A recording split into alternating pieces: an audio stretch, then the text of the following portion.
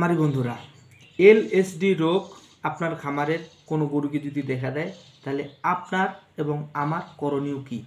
তাহলে LSD virus যখন খামারে দেখা দেবে, সর্বপ্রথম আপনারা আপনাদের নিকটস্থ উপজেলা ভেটেরিনারি হাসপাতালে যারা ডাক্তার আছে তাদের শরণাপন্ন হয়ে আপনার খামারের এবং আপনার গরু বিষয়ে সেখানে আলোচনা করবেন এবং সেখান থেকে অবশ্যই তারা আপনাকে যে কোনো একটা সমাধান দিতে পারবেন।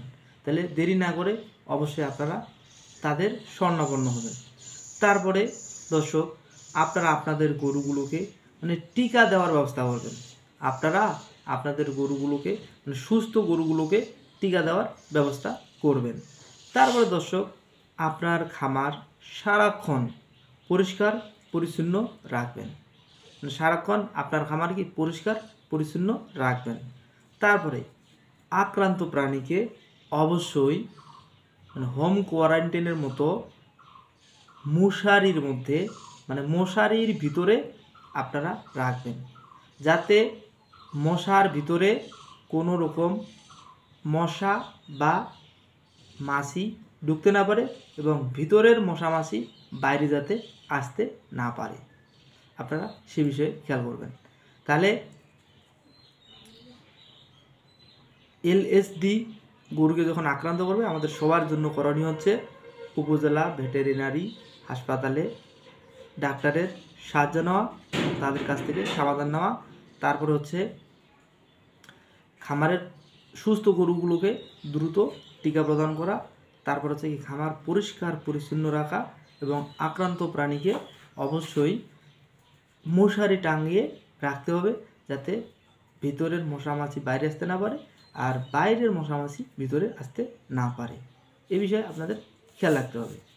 তারপরে দর্শক, এখানে আপনাদের যে ওষুধগুলোর কথা বলবো, আপনারা যদি আপনাদের গরুকে যদি আপনার লাম্পি স্কিন বা এলএসডি দেখা দেয়, তো আপনারা তৎক্ষণিক আসলে অ্যান্টিবায়োটিক ব্যবহার করার চেয়ে না করাই ভালো। অ্যান্টিবায়োটিক ব্যবহার করলে ভালোর চেয়ে ক্ষতি বেশি হয়। তো তার জন্য আপনারা প্রথমে জ্বর নিয়ন্ত্রণের জন্য প্যারাসিটামল জাতীয় ফাস্টফেট এটা খাওয়াতে পারেন। তারপরে খাবার সোডা 50 গ্রাম, নিম পাতা 25 গ্রাম, লবণ 25 গ্রাম, গুড় 50 গ্রাম পানিতে মিশিয়ে সবগুলো একত্র করে সকাল এবং সন্ধ্যা দিনে 2 বার এরকম নিয়মিত 7 থেকে 8 দিন খাওয়াবেন। ইনশাল্লাহ আপনাদের প্রাণী লাম্পি স্কিন ডিজিজ থেকে মুক্ত পাবে। এবং গবাদি পশুরকে বেশি বেশি করে আপনারা লেবু রস খাওয়াবেন, কারণ ভিটামিন সি রোগ প্রতিরোধ ক্ষমতা কিন্তু বাড়ায়। তো অবশ্যই আপনারা লেবু রস আপনাদের গরুগুলোকে খাওয়াবেন এবং স্টাবেট বা ফেনাডিল এই জাতীয় ইঞ্জেকশন আপনারা গবাদি পশুকে দেবেন। কারণ ফেনাডিলের মাত্রাটা বলি, ফেনাডিল আপনার বড় গরুকে 7 থেকে 8 সিসি এবং ছোটো গরুকে 2 থেকে 3 সিসি গরুর মাংসপেশিতে দেবেন এবং দিনে একবার। কারণ অ্যালার্জি যখন গরুর বা গোবরসন্ত যখন হবে বা লাম্পি স্কিন ডিজিজ যখন পায়ে হাতে যখন শরীরে গুটি গুটি দেখা দেবে, এগুলো প্রচুর পরিমাণে চুলকায়।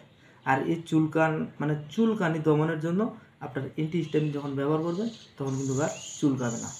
তো খামারি বন্ধুরা, সবাই ভালো থাকবেন, সুস্থ থাকবেন। দেখা হবে অন্য কোনো নতুন ভিডিওতে। আল্লাহ হাফেজ।